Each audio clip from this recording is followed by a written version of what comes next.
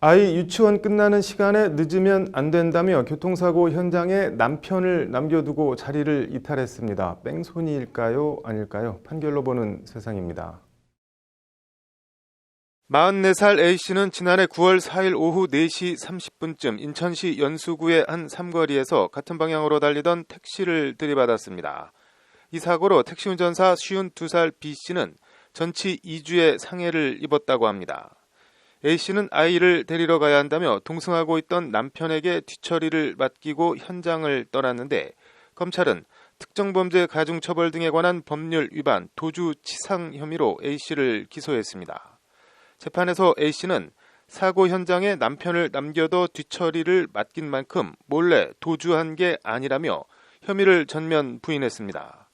그러나 1심 재판부는 A씨의 주장을 기각하고 A씨에게 징역 8개월에 집행유예 2년을 선고하며 40시간의 준법운전 강의 수강 명령을 내렸다고 오늘 밝혔습니다.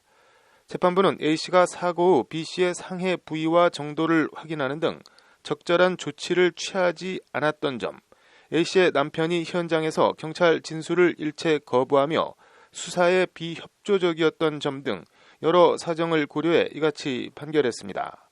재판부는 범행을 하고도 자신의 잘못을 반성하지 않고 변명만 하고 있다며 다만 과거 음주운전으로 벌금 200만 원을 선고받은 것 외에 다른 전과가 없고 피해의 정도가 크지 않은 점 등을 고려해 형을 정했다고 양형사유를 밝혔습니다.